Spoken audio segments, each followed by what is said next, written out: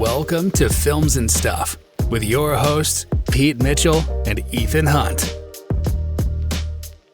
Hi, everybody. Welcome back to the Films and Stuff podcast. I'm Ethan, joined by Pete. Hey, Pete. Hey, Ethan. How are you? I'm great. It is the 2nd of May, which means summer is in season. We don't go by solstice. We don't go by the moon. It's not a lunar calendar for us. We go by the Hollywood calendar. We go by the Hollywood calendar, and the calendar has said, as of 2 days ago, it is summer blockbuster season. And as we do every summer, we have the Films and Stuff Predicties. That's right. I'm so excited. This is probably one of my favorite episodes to do every year. So we have done almost 300 episodes of Films and Stuff podcast. Yep. This will be our 3rd season of Predicties. And every year we have a good memory, a warm memory, a funny memory, right? So year 1, Pete, I think, had a top 10 list of only 9. And still, and we're not laughing at Pete, we're laughing at me because I lost. Pete picked 9 and won. Last year, must we say it? We had the infamous Garfield. What did you put? Garfield number 2 or number 3? Number 2. That is aging. We're going to be 90 years old, and I will not forget the summer of 2004 when Pete, in all sincerity, who's usually, very few people in the world are more educated in terms of cinema than Pete, in all his sincerity, predicted that the animated Garfield movie would be the number 2 blockbuster of the summer. Where did Garfield end up? Not in the top 10. And lest you feel like we're making fun of Pete, he beat me again.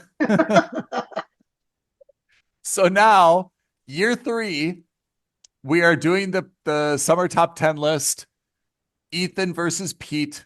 Not that we weren't taking it seriously in the past, but I think we both kind of like forced each other to up our game. Yeah, absolutely. Add an additional level of research. I think in the past we were just kind of going with, I don't want to say like gut instinct, but we were letting our emotions creep into it a little bit. Yeah. And kind of talking ourselves into, well, this could be, the hit of the summer. I've got a good feeling about this. Now I think we've kind of gotten to the point where we're doing a little bit more, like trying to find comparisons. There's a lot of repeat intellectual property, so we're trying to see how, prior films did. A lot of analytics going into this. A lot more analytics, just like professional sports are ruined by analytics, so is the Films and Stuff top 10 list. But I think as a result, our lists are much more similar this year than they have been in the past. Yeah. Looking at the list now, our top 10 list is the same, placement aside. And our wild cards list is also the same, mostly. So for new listeners, the whole point of this is that we predict what movies we think is going to be on the global, not domestic, not international market, on the global market, what we think are going to be the top 10 revenue generating blockbusters from the 1st of May until the 31st of August. That's the summer window. Yep. So if you caught our prior episode of Films and Stuff, we did a breakdown of Thunderbolts. And Thunderbolts, which we both have on our top 10 list, is qualified for the summer hit list. Correct. So how should we do this? Should we go from... Let's do 10 to 1 and then wild cards last.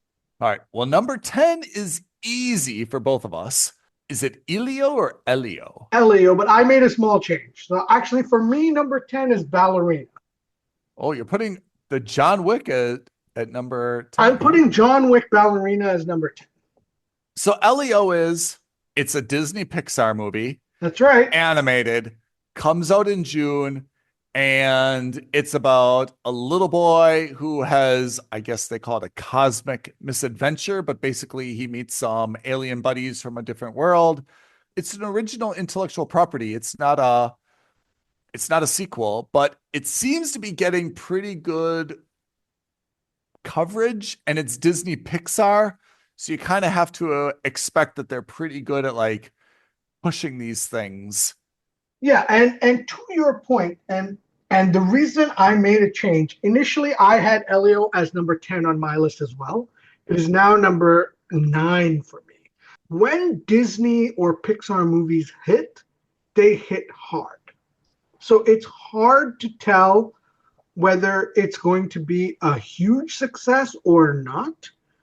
But the other advantage that Pixar movies generally have, I'm not saying this is true all the time, but they have long tails. So the movies tend to stick around in the top 10 for a long time. They may not be number 1 for 10 weeks in a row, but they'll be in the top 10 for the whole summer sometimes. We'll get to this because there's other animated movies on our list. The thing about it is, one, Elio is not a known intellectual property. Yeah. And because these animated movies have now made so much money, there's a lot more of them kind of like competing, right? There used to just be kind of like one Disney Pixar movie, right? It was, right? There used to be like a Toy Story every summer or a Minions every summer, and that would kind of like take it. Now there's like 2 or 3 competing. So I assume they're going to like cannibalize each other, or there's going to be one runaway winner. So we've both got Elio at, I've got it at 10. You've got it at 9. Yeah. And my number 10 movie is, the title is the most ridiculous title in the world. From the World of John Wick, Ballerina. Just call it Ballerina, call it a day. And I know why they did that. They did that because had to do it, if you don't have John Wick in there, no one is going to go in to watch a movie called Ballerina. Your dad and my dad, they're not even going to look it up online because they're old school. They're going to open up the newspaper. They're going to go to the now showing section, and they're going to be like, Ballerina? Are you kidding? We're not watching a movie about a ballerina. It gets worse. You're going to have all these moms with like these little girls going in, right? Right. And they're going to be like scarred for life by seeing like all these like brutal assassinations. So now, the reason I put Ballerina relatively low, even though it's a part of the John Wick universe, it's a new character, it's a new protagonist. We don't know how the reception is going to be. Now, the John Wick movies have generally done very well. I think the last movie, made something like in the region of $400 million or $500 million globally. Very good numbers. But do I think Ana de Armas can make that in a John Wick movie?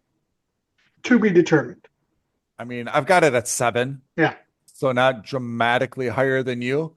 I think in a summer where there is not a hardcore action movie, this is kind of filling that void. Yeah. And that's why I put it there. But I agree with you that it's got a ceiling. And I think the fact that it's got John Wick in it, and people generally like Ana de Armas. Yeah. So I think to be honest, my 7 is the ceiling. I would not expect it to be any higher than that. Yeah. So we should talk about this. I say this every year, but this year in particular, I was almost tempted to just make my top 10 list a top 8 list, because honestly, number 9 and number 10, Elio and Ballerina, I was so unconfident in. I was just like, I honestly don't know if they're going to make it. There are so many other movies out that could make it. I was very uncertain as to what the top 10 is going to be. And I think that's A, because the number of movies coming out this summer seems a little less than normal. Yeah. And B, also, I'm just not that confident in the movies that are coming out once you go past the first 7 or 8 movies that are on this list. I mean, we feel like that every year, though. And the same thing with my wild cards. What's your number 9?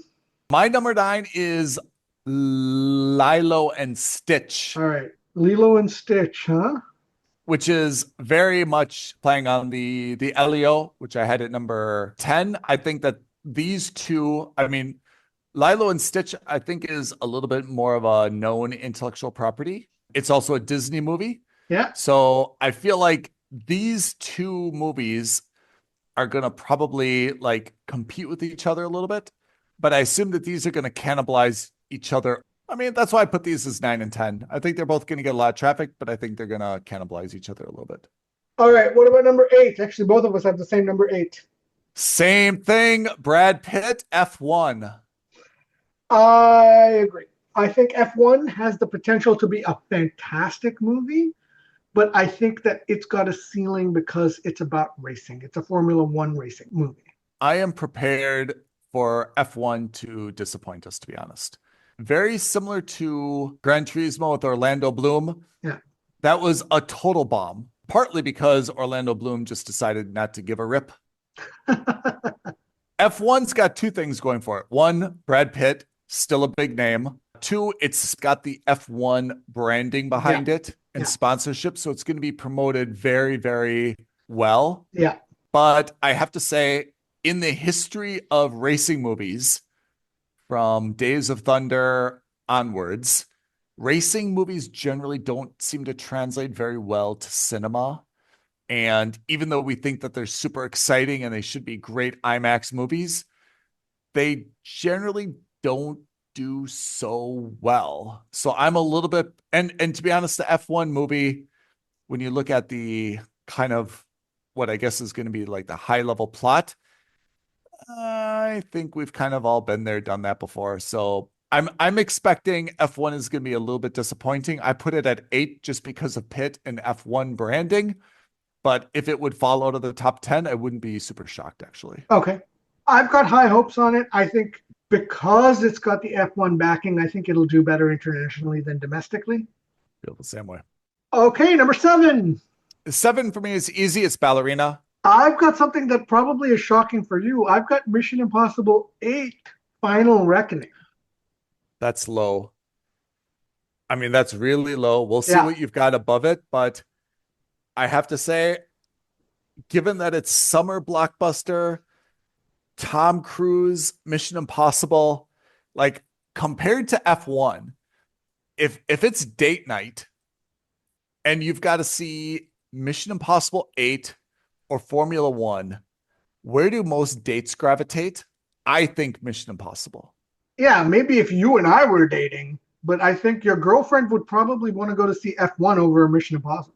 I'll test that hypothesis, but I think the opposite. I get what you're saying, which is Brad Pitt is a bigger sex symbol draw than Tom Cruise, and that's an argument. But I would say that generally no girl wants to see a car racing movie. Right. Like I think generally they'll be like, oh, a movie about car racing? No. Mission Impossible? I've heard of Mission Impossible. Like, yeah, Tom Cruise, let's see that. I feel like when there's a tie for movies or two head-to-head movies, the one that's kind of like the least objectionable would be it. Now, the downside for Mission Impossible, which I'm sure you factored into your rating, is that it's a sequel. In theory, your audience is limited to the people that saw 7, right? Yeah. So if you didn't see part 1, why would you ever see part 2? I'm sure some people will, not knowing that it's a sequel or being able to pick it up midway, but in theory, your cap is the number of people that saw the first one. Yeah, and that's why I've put it as low as I did. It's not just a sequel, but more importantly, it's a direct sequel. Yeah. So to understand and to appreciate what's happening in Mission Impossible 8, you have to have seen Mission Impossible 7. And a lot of people did not bother with Mission Impossible 7.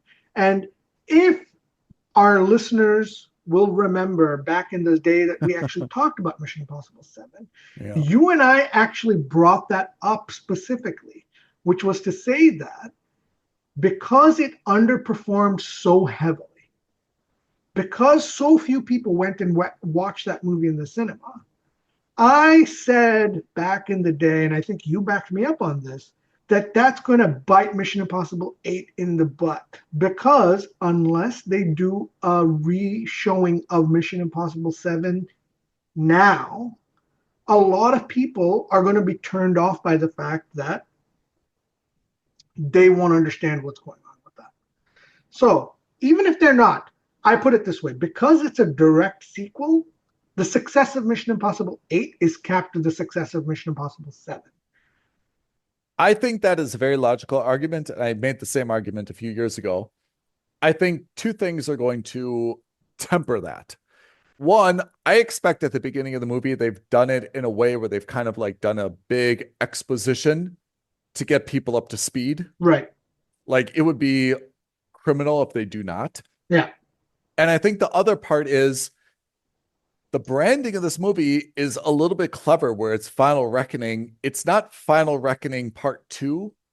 You know, like it may be to some people that haven't been following this as much as you and I, that they're not actually aware that it's a sequel. They're just like, oh, Final Reckoning. Like that sounds like it's going to be a big thing, right? Like, yeah, I want to go see that. So there may be a lot of people that are just kind of like ignorant to it and they didn't see the first one or they forgot that they didn't see it because they've seen so many Mission Impossibles. They kind of forgot that they saw Ghost Protocol or whatever the other one was. And they're like, oh yeah, let's go see the new Mission Impossible, kind of forgetting that they haven't seen the first one. So I think the argument that you and I made 2 summers ago was right at the time. And logically and mathematically, that should be the case. But people, I assume it's not going to be exactly following that algorithm. Yeah. All right. So my 7 is Ballerina. Yours is Mission Impossible 8. Yeah, that's right. Now let's talk about number 6, both controversial for different reasons. Yeah. So you've got Thunderbolts. I've got Thunderbolts, and in hindsight, I could have been sneaky and I could have changed this last night, but I couldn't because the Films and Stuff Code of Ethics. And I saw it previously. But, and I really think it's going to be lower than that.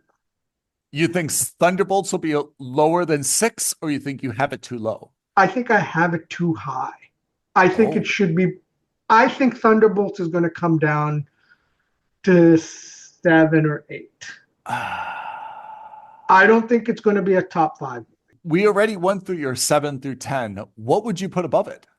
I'd put Mission Impossible above Thunderbolts. So one movie? Honestly, I'd probably put Mission Impossible and F1 above it. But worst case scenario, just Mission Impossible.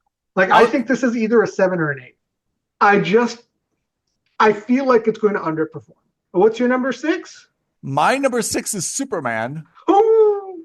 And this is our first bit. Everything else we've got pretty similar. I mean, I don't think this is low. I mean, 6 is a good movie for the summer, but yeah. I think it's low compared to you because it's a new Superman. Yeah. I don't even know his name. You don't know his name.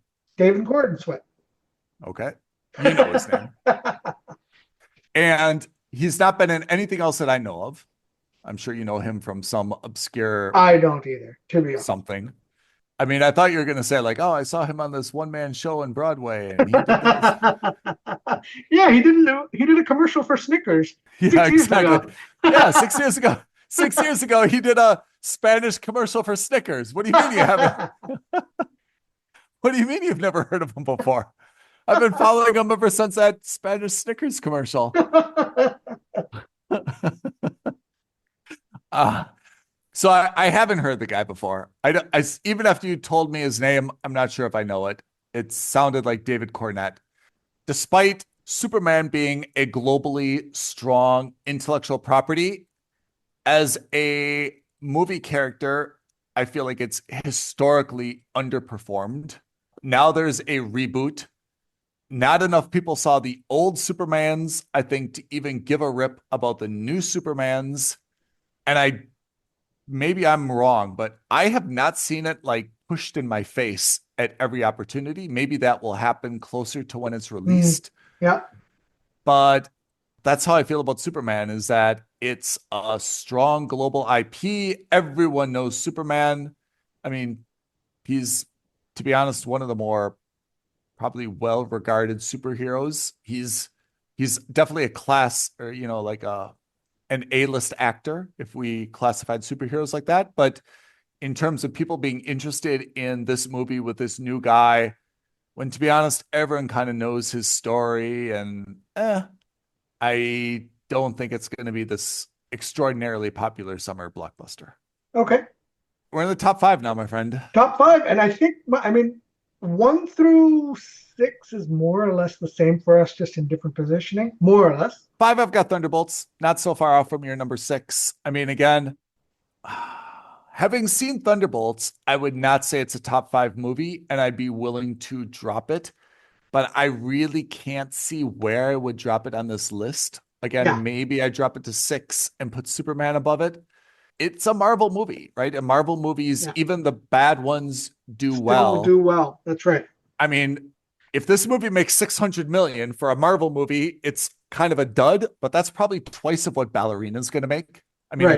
I think the best John Wick only made like 400 million. 5 or 6 is probably the right place for it, but having seen it yesterday, I'm a little bit underwhelmed by it. Your 5 is? My number 5 is How to Train Your Dragon. Yep. That is the live action remake of the original cartoon that came out, I don't know, maybe a decade ago. That's right. I think this movie is going to do incredibly well. Yeah. Because, like Lilo and Stitch, I think we are now getting to the point where the people who saw this as young adults, like not young adults, as children, Kids. Yeah. are now old enough where they probably have their own kids.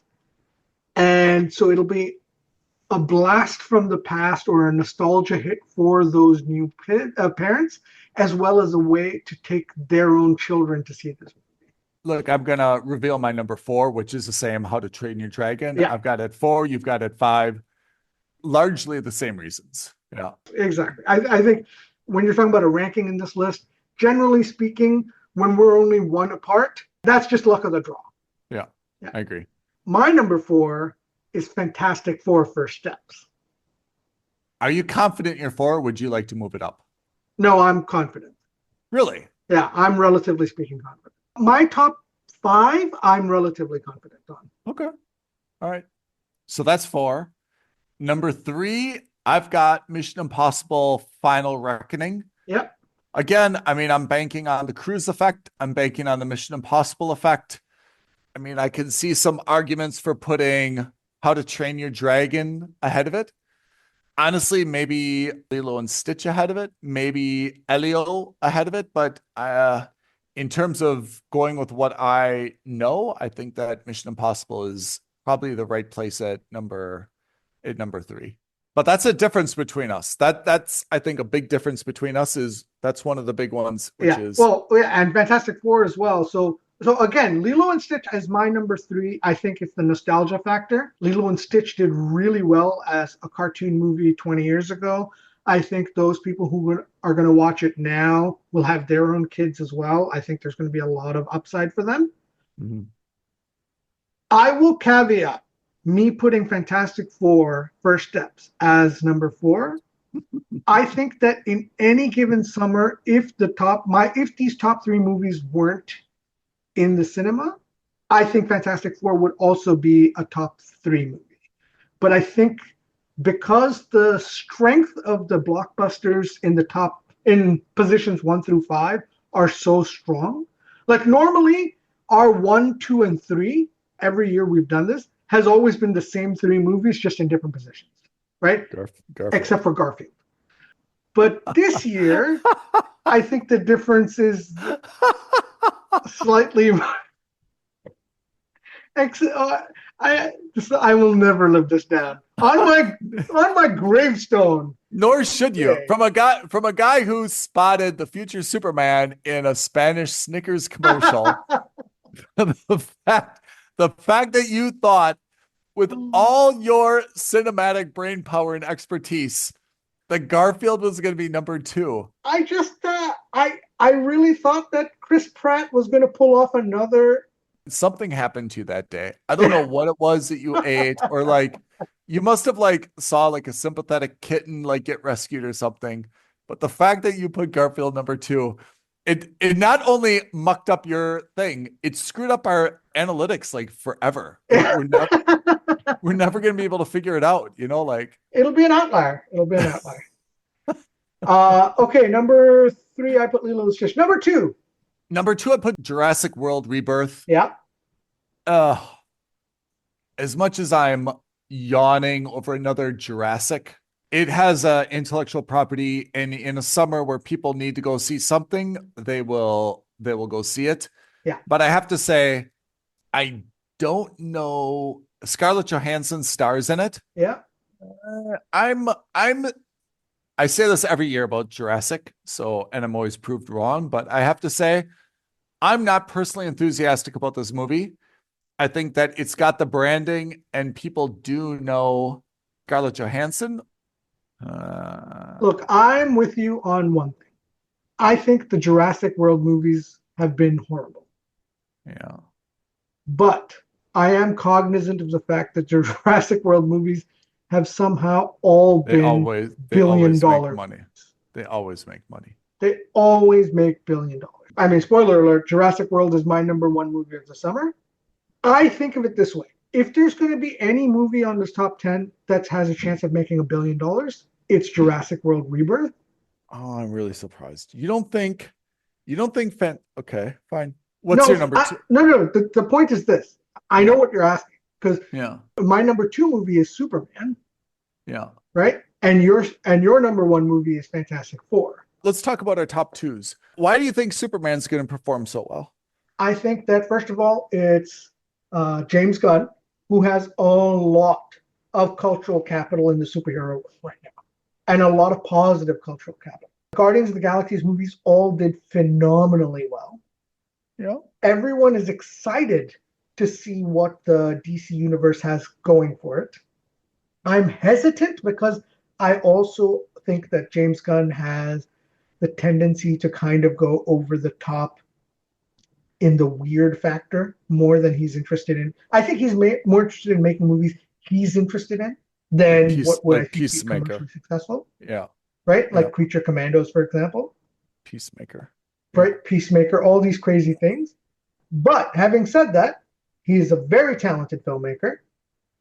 He is a comic book fan. Do I think he's going to do too much with Superman? I think so. I think he's going to try to add like 30 characters in there that shouldn't be in there. I don't think he's going to be as focused on Superman as he should be. Do I think that's going to hurt the movie? I think critically, yes. I think financially, no. I mean, I guess this is one of those things that in hindsight, it's going to prove me like right or wrong. But right now, I guess I just don't see all the things you said about James Gunn are true. I guess I just don't see in this world the appetite to go see an unknown Superman in a story that is largely known and a character that historically has been largely met with a shrug. Like, I don't know what has changed about this Superman. I think Superman has been seen as a shrug only because Zack Snyder made it that way. I think that way speaking, if you look at it that way, everyone was very happy with Henry Cavill as Superman, but everyone hated Superman in Zack Snyder's world. I think Christopher Reeve's Superman stands up to date as one of the best superhero movies of all time.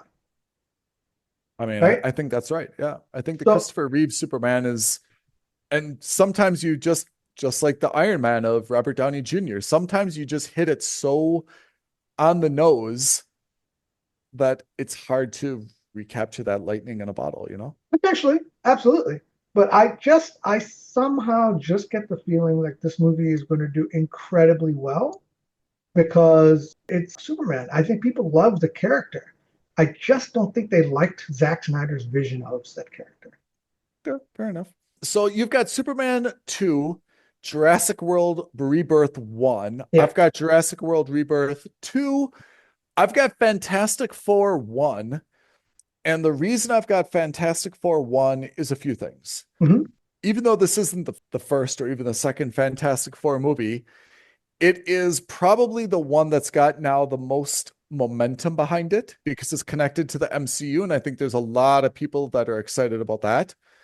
I think that having Pedro Pascal in it is a big draw. Yeah. I think that the trailers have been largely very, very positive and have generated some good enthusiasm for it. And again, I'm kind of looking at the overall, let's say, menu of what we've got this summer. if we just went to the cinema and said, okay, what should we go see? Everything starts at the same time, of course. Jurassic World, we're all like, seen it, done it. We know what's going to happen. Okay. Mission Impossible, didn't see the first one. Nah, not kind of boring. Thunderbolts, well, that's old. Superman, shrug. Fantastic Four is, in my opinion, a little bit of an outlier where it's something new. It's called First Steps. It kind of seems like a reboot. It's based in what looks to be kind of like the 60s or 70s in a very fun, whimsical environment. I feel like this is, and MCU movies always generally do very, very, very well. So I could see this, being the $1 billion movie of the summer. Jurassic World having its always steady, performance. My logic was that Jurassic World is going to make $1 billion. Yeah. Deserve it or not? I don't think it's deserved. But like every year they've come close or they've crossed $1 billion. Yeah. If Jurassic World is going to make $1 billion, what movie on this list is going to make more than that? Yeah. And I have a hard time thinking that Fantastic Four First Steps is going to make more than $1 billion. I have a hard time believing Superman is going to make $1 billion. I'm not saying they can't do it. I just think that it's going to be very difficult. In fact, looking at this list now and thinking more and having talked it out with you, I actually would be more confident in something like Lilo and Stitch and How to Train Your Dragon making $1 billion more than Superman and Fantastic Four, because they've got the kid factor behind it. Okay, there you have it. That is the summer top 10 list known as the Predicties for Pete and I. Should we list our wild cards quickly? Oh, yeah, absolutely. So I flip-flopped on the wild cards a lot because every year we find one movie that sneaks into the top 10 that no one's prepared for. I've got Bad Guys 2, an animated movie. I was originally going to put 28 Years Later, which is what you've done. You've got Bad Guys 2 and 28 Years Later. That's right. I put Final Destination Bloodlines as my second alternate. I'm intrigued by this movie, I will say. Yeah, so every year there's one sneaking surprise on the list, and it's almost always like not an indie movie, but like a smaller movie that no one expected. Yeah. And it's usually a horror movie or like a suspense or like a hardcore thriller drama kind of thing. That's right. So I think you're on the money with 28 Years Later, because for me, it was either 28 Years Later, Final Destination, or Bad Guys 2. And because we can only have two, I cut 28 Years Later. That's why they're wild cards. Yeah. That's why they're wild cards. But largely, you and I have a lot of similarities. I mean, our top 10 list is identical in terms of the names. Yeah. It's just not in terms of positioning. And our wild cards is pretty much the same as well. Again. Yep. I think where Superman falls, I think is going to determine who wins this. That is the biggest difference. Superman and Mission Impossible basically flip-flop between you and I. Those are going to be the two that determine who wins this. Yeah, well, it has to. It's all going to come down to placement, right? Because we've got the same movies in the top 10. Our points total should be the same. Should be. Pete, before we wrap up and say goodbye, do you want to read off our YouTube social media creds so that people can, I assume we are going to get a lot of feedback and comments. Yes. Send us your top 10 lists. Let's compare. We'd love to have that comparison. Tweet at us at FNS Podcast. DM us on Instagram at Films and Stuff Podcast. But the best thing you can do is put in your lists on a comment below. Like this video, hit the subscribe button, and definitely don't forget to hit that notification bell. We appreciate it. And we will be back first week of September.